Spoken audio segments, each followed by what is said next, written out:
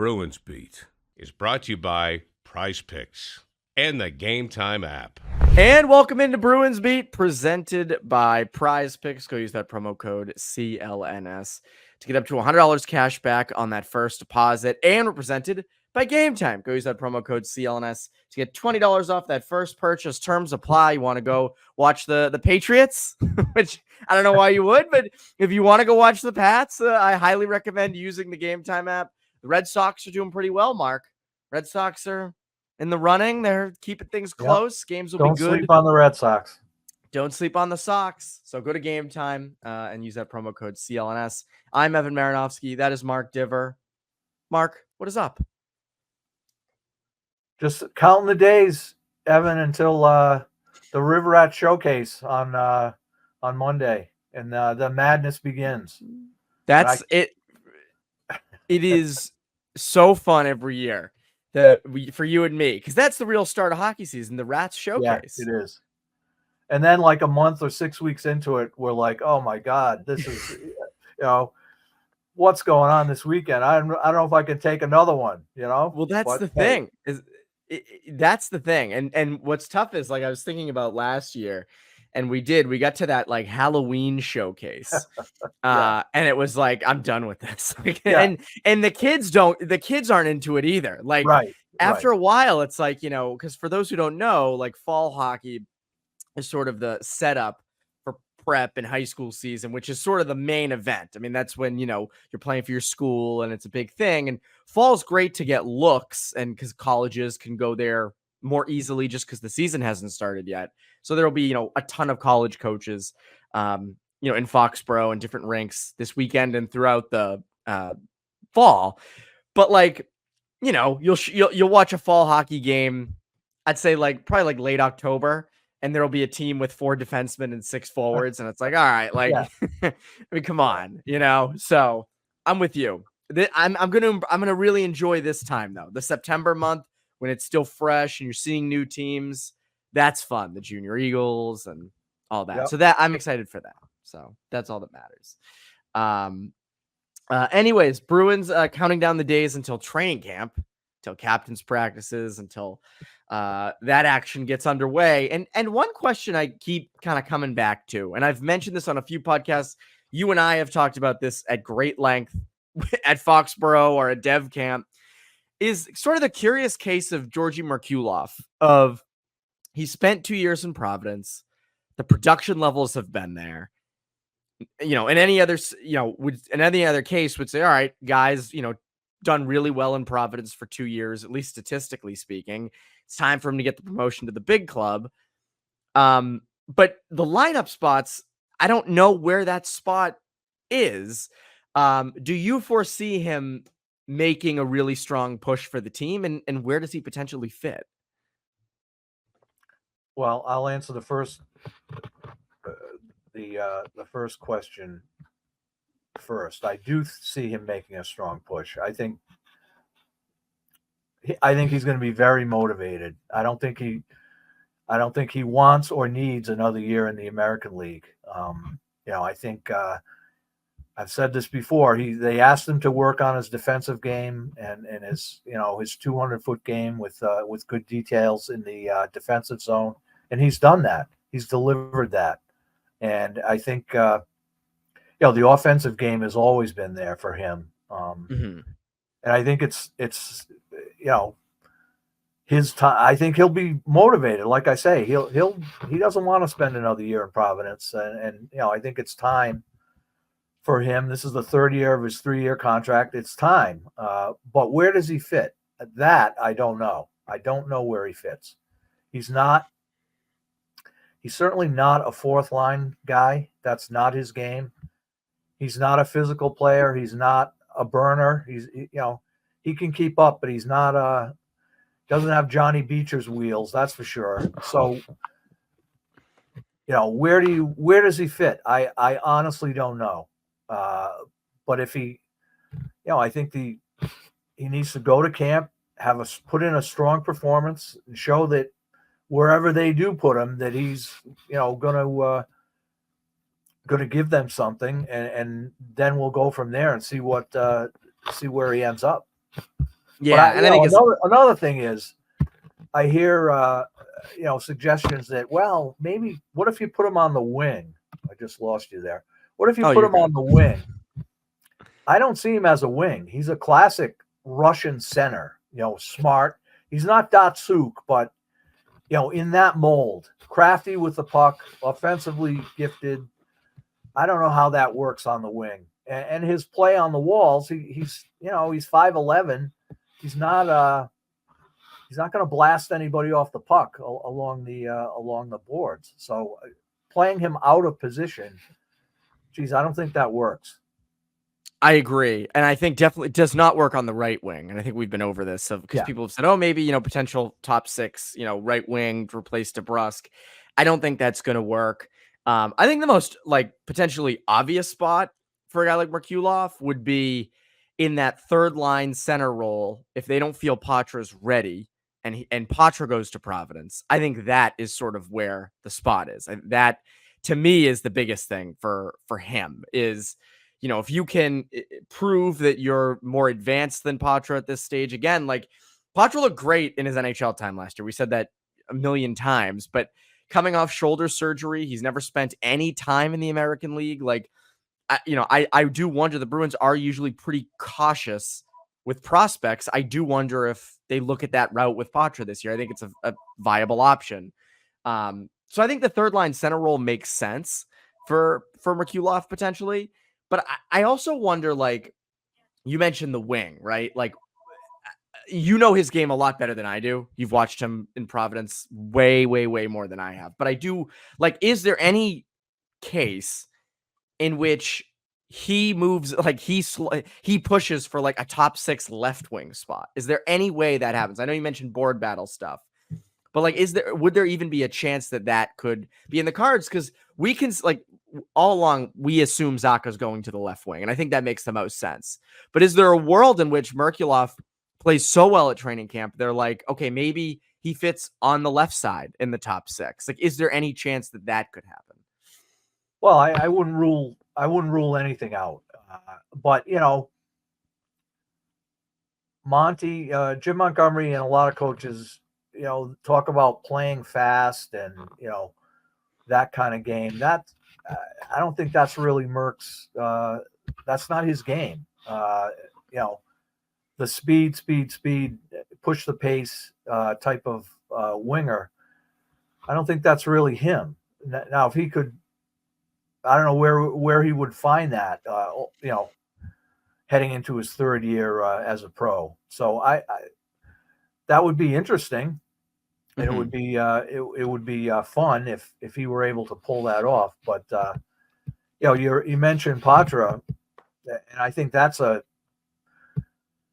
more realistic possibility, I think, than sticking Merck on the wing. Agreed. I'm curious to see, in the Prospects Challenge last September in Buffalo, Patra was one of the the shining lights. That started him on the way to winning an NHL job, his performance there. No one in the Bruins hierarchy that I talked to in Buffalo thought that he was going to start the year in Boston.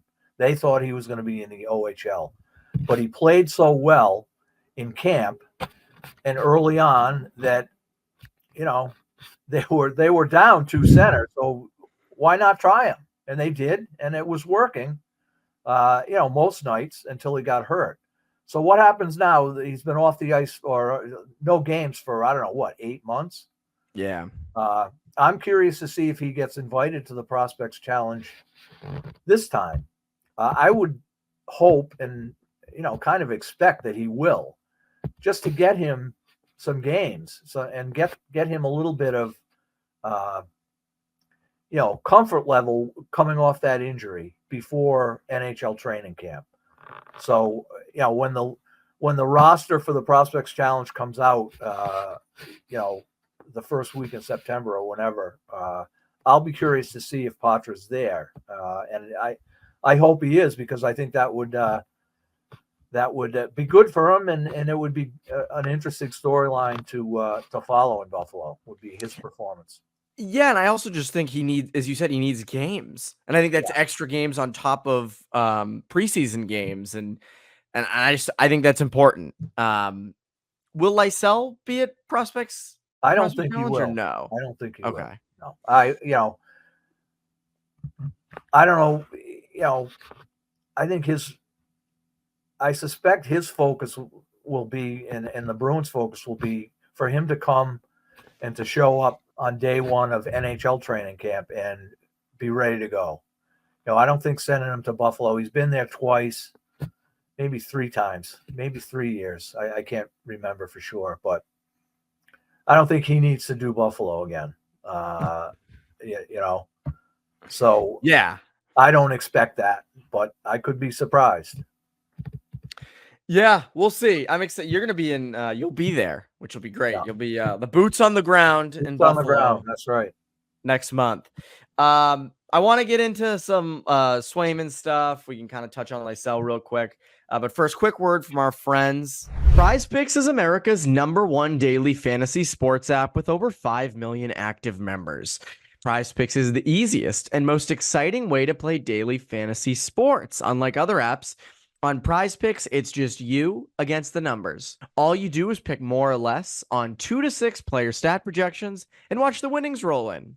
Get in on the daily action with your friends and become part of the PrizePicks community today. Sign up today and get $50 instantly when you play $5. You don't even need to win to receive the $50 bonus. It's guaranteed. One Caleb Williams passing yard gets you 1 win on PrizePicks every week in September. That's right. Only 1 yard gets you an automatic win every football weekend in September. That's 4 weeks of free W's. Don't miss this deal on PrizePicks because it's gone when September ends. PrizePicks is the best way to win real money this football season. Which players are going off?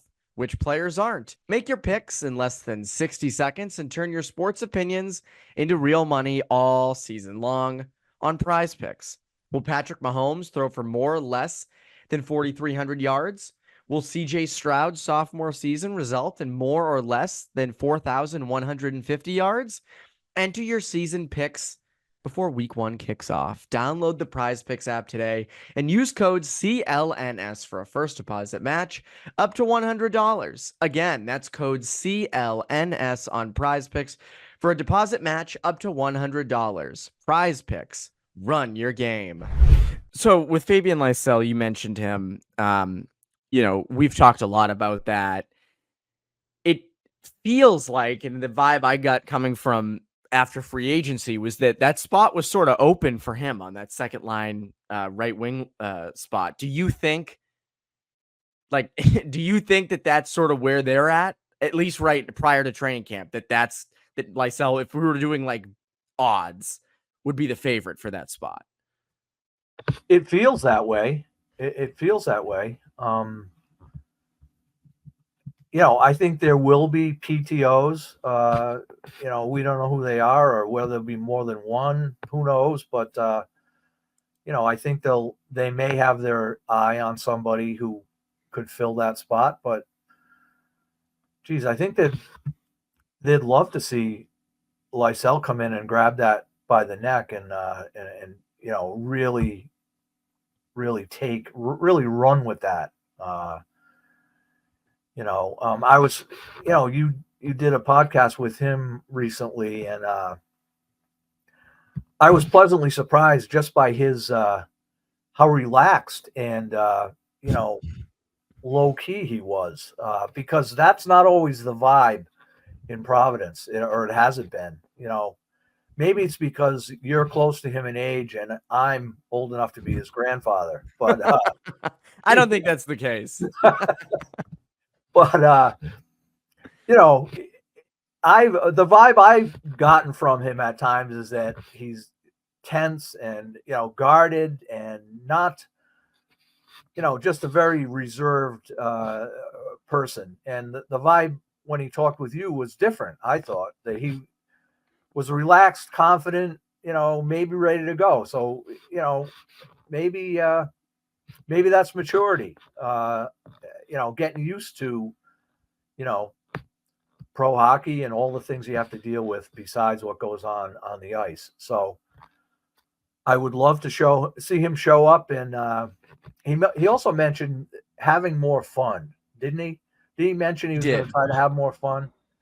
That there's been times when it certainly looked like he wasn't having a lot of fun in Providence. So it'd be great if he showed up with a smile on his face and, relaxed and ready to go and grab that job. And, I think the vibe you get from, management around development camp and in the postseason, after the season was it's there. The job is there. And, maybe Lysell's the first guy in line. I would expect that he is, but, I don't know who on a PTO would come in and change that. That could certainly happen. But I would expect Fabian to be the number one guy there. Conor and I talked yesterday, or we talked Wednesday, on Poke the Bear, and it'll be out soon, about PTOs, different PTO options. Like Blake Wheeler's available, Max Pacioretty. Those were two guys I thought, given their history, could potentially, again, I don't know, Pacioretty's dealt with a lot of injuries the last 2 years. Wheeler dealt with injuries last year. He's going to be, I think, 38. So I don't know if you'd slot those guys over a guy like Lysell, who you do really want to see what you have. And it's kind of, all right, let's see if you can actually be a top 6 winger in the NHL. This seems like a pretty good situation for it. But I think those would be potentially 2 PTO options. Lysell, it was interesting, actually. Lysell, because I think someone tweeted at me being like, oh, I don't, he sounded too relaxed talking about, his mindset going into training camp. And, I think people want the players to come out and say, I'm going to run through a brick wall for a spot on the team, and I don't care. But I think everyone feels that way. But I do think it does matter, for his own game to be relaxed, to have fun. I know that sounds cliche, but I think if you go in pressuring yourself, I've got to make the team. Well, then you're not going to make the team. Yeah. You're going to play bad. You're going to play timid. And I think that's sort of a sports psychology end of it where, if you go in saying, well, I'm just going to have fun, I'm going to do my best, I'm going to be who I am, I think you do have a better shot. Now we'll see if that works out, if that smile gets wiped off his face when he gets drilled by Zadorov in a drill. But I do think it is. I was happy to hear that, at least for his own sake. I thought that was a good mindset to have, and I think fans wanted him to be like, oh, I'm going to do whatever it takes. That second line right wing spot, it's fine. I'm going to reach out and grab it and take it. And I don't think that's a practical way to approach such a big task. That's just no, it's not. It's not. And I think, for the role they expect him or they would like him to take, that's not, I don't think that's going to help him. So hopefully, confidence, a smile, relaxed, works in his favor, in a couple of weeks. I think it would be great. I've said this before. If he showed up early and was in on those captain's practices, I don't know if he's done that in the past. Has he? I don't remember. Or does he just show? He had to go to the Prospects Challenge last year. So, but it would be great if he was there skating with the vets leading up to NHL camp. I think that would help him get a little comfort level. I think he had told me he was coming over in early September. I forget the exact date, but he said that him and the Bruins had just figured out the time to come over. So that might be involved because captain's practices, I think are typically very early September, if memory serves. Yeah.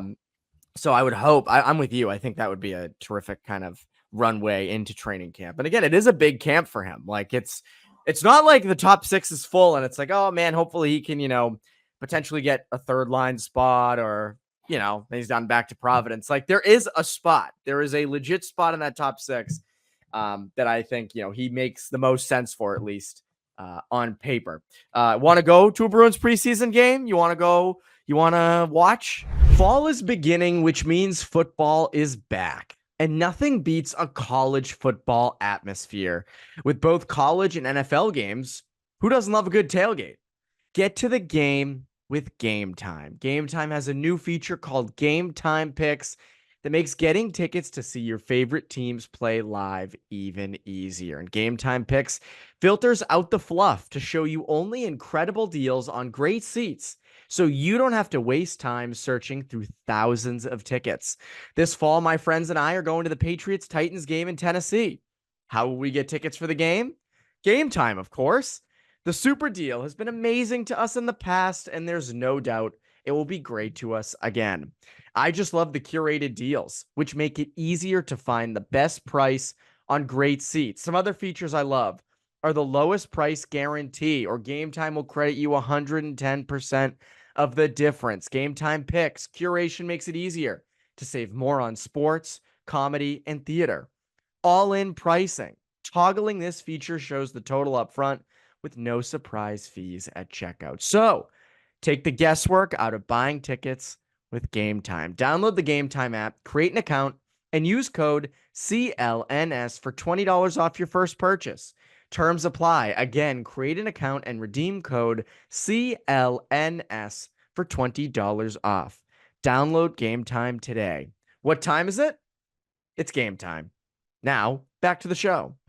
So Jeremy Swayman spoke, I think over the weekend at a triathlon that he did on, Ty Anderson was asking him about his contract or, the contract we're waiting for him to sign or waiting for him to agree to. And he said, quote, "I do love it in Boston, and that's all I can control. And I know that. I have complete trust in my agent, and I know that it's going to get done eventually." Where else? There was another part. I'm getting just as much experience right now as I did last year with different ways of it all. And we know it's a business. It's unfortunate at times, but I know I'm going to be playing hockey at the end of the day. And I really hope it's with the Boston Bruins. Does that make you nervous? Is there anything in those quotes that gives you cause for concern? No. Maybe when he said, "I know it's going to get done eventually," if that means, I don't know, October 25th, then okay, maybe I'd be nervous about that. But I don't know. I thought he said all the right things. I didn't see anything there. I maybe not everyone agrees with this, but I didn't see anything there to nitpick and say, "Aha!" I think, it's like he said, it's going to happen. Yeah. So if he thinks it's going to happen, who am I to argue? But it would make certainly the fan base feel a lot better if it happened, say, I don't know, this afternoon, as opposed with our luck, it'll happen in like 20 minutes. Right.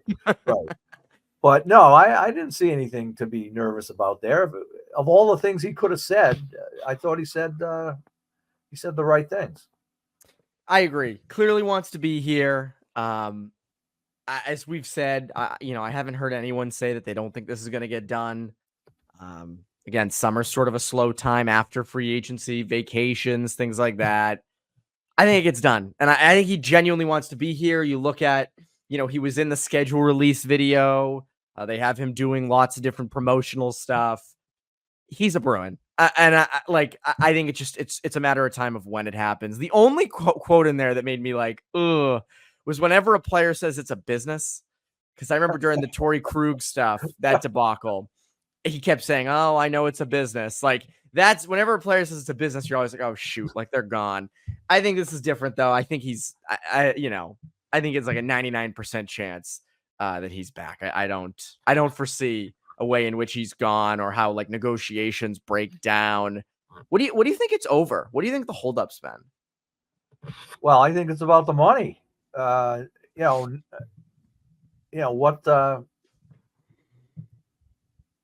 What's the ceiling on what he's asking for? Is he asking, I don't know, is he asking for $9.5 million a year for 8 years? I don't know. Is it $8 million? Is it 8.5? I think that's the issue to me. And I haven't talked to anyone, or I have done no research or homework on this whatsoever. I'm just pulling those numbers out. I don't know what the number is, but I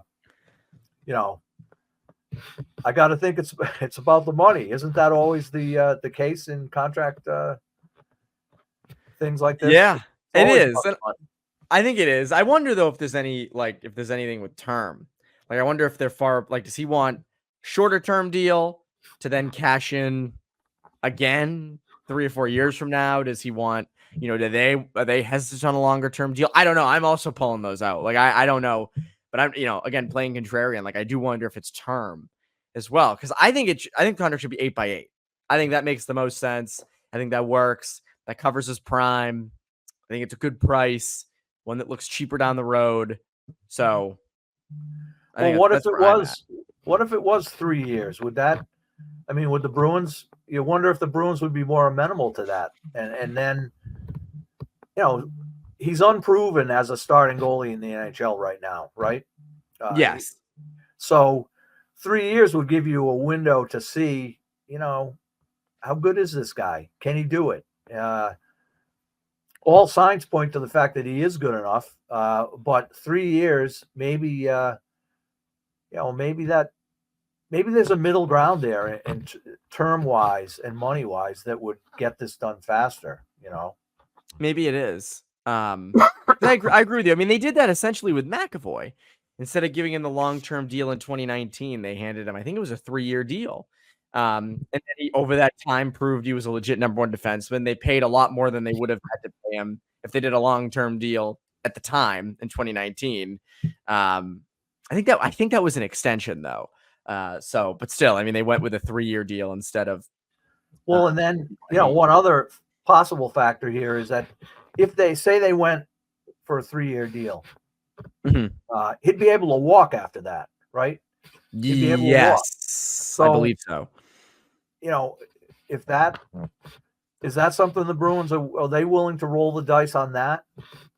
That a guy theoretically in the prime of his career at 27, 28 years old at that point could hit the market and just go wherever the money is highest.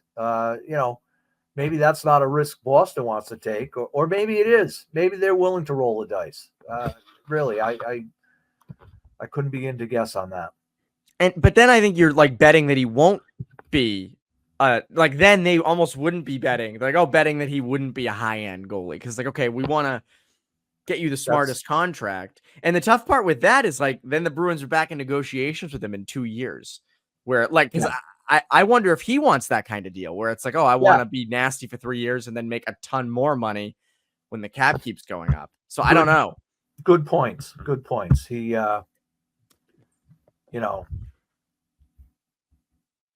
3 years instead of 8 years you could spin that as a like you say, as a lack of confidence in him. I think that a doubt that maybe he's not up to it. Or it could even be motivating him. Like, hey, we it's like when Belichick used to tell Brady he sucked. It's like that, just so to make him go. It's like Jeremy, we don't think you're that great, but we're gonna give you this 3-year, $7 million deal. You do what you want with it. We don't think you're gonna be that great. Swayman goes out and wins 3 straight Vezinas. It's we did it. It worked. Yeah, I mean, nothing motivates players, right? Like you said, I couldn't do it. You said I couldn't do it. You thought I couldn't do it. So I don't know. I think 8 years is the safe way to go. I think it is too. Speaking of contracts, before we head out, you and I are New England hockey guys. You are the New England hockey guy. Matty Beniers, 7 times 7. I know it was sort of a down year for him this year. That seems low. That seems like a really good deal for Seattle. Yeah, I thought it would be more than that. I did too. But I don't know. I don't know what the thinking was on that. I don't know how many points he had last year. I'll look it up. Is he going to be? I don't think he's going to be a guy that's in the top 5 scorers every year. I don't think. I agree. His game's an all-around game, not to throw Bergie out there again, but a Bergeron type where I agree. Puts up good numbers, but not Connor McDavid numbers, not Leon Draisaitl numbers, but good numbers, and does everything else that you want. So yeah, I guess that's a little low, but still it's $56 million. It's nothing to sneeze at. No, I'll take that. Yeah. He had 37 points in 77 games last year. He had 57 points in 80 games the year before and won the Calder. So like in that context of what he's given you, I think that probably makes sense because it is a little bit of a bet. I mean, 7 million. I don't know. Again, I don't watch every Kraken game. He didn't give you $7 million worth of play last year. He did the year before. So I think that is kind of a, hey, it is a little bit of a bet. Like this could look cheap down the road, but it also might be kind of where you're valued. Because as you said, like, and I agree with you, I don't think he's going to be, fighting with Kucherov, McKinnon, and Pastrnak and McDavid and Draisaitl for top 10 and top 5, 10 points. So he's probably going to be more of a borderline second line center. You're a borderline first line center, maybe more of a second line center. And 7 million lines up with what that's worth in today's NHL. Yeah, it'll be interesting to watch where the salaries go over the next few years. Like if he gets halfway through his contract and salaries have gone, for whatever reason, salaries have gone through the roof. They've added expansion teams. They got all this money coming in. And salaries have gone way, way up. Then 7 million might look like, you can't say 7 million might look like not a lot of money, but peanuts, yeah. Not a market value there. So that'll be something to keep an eye on. Where do salaries go from here, and what's in 3 or 4 years? That may look like an unbelievable deal for the Kraken. Yeah, I think it easily could. And I don't think, like, even worst case scenario, if Beniers, let's say he was a 50-point-a-year guy, right? Like, for 7 million, that's not bad. Like, I think that's pretty good. So I think that's a smart deal for Seattle. It's also probably smart for Matty Beniers, too. I mean, first of all, as you said, $56 million. That's a lot of Milton Academy tuitions in there. Yes, it is. Yes, it is. Not a ton, but there's that'll a good amount. Yeah. Good amount. Well, and I was thinking about this last night when I was at Foxborough. A couple of years ago, he was playing in that league. He was playing Wednesday nights in the summer. He was on the ice with those guys in Foxborough. So, it makes you think. Time flies, and a kid like that who's gifted, as gifted as he is, he's going to climb the mountain pretty quickly. Yeah, and now we think about the kids at Foxborough, like Will Bent and David Bosco and Cole Sabrin, and you're like, man, are we going to be sitting here in 5-6 years from now being like, yeah, they landed this huge deal, and remember when we used to watch them over at Foxborough? Yeah. And you've had a long time of doing that, so you have a well, I've talked about this. I've mentioned this before. I think there was one year where the pro league was short on players. It was August. Guys were the real pros were off playing golf, whatever, and they needed players, and they brought in Matty Beniers and Brett Berard, longtime friends, teammates, all through youth hockey on the South Shore Kings. They brought them in to play one night in the pro league, and they put Connor Garland at center with those two.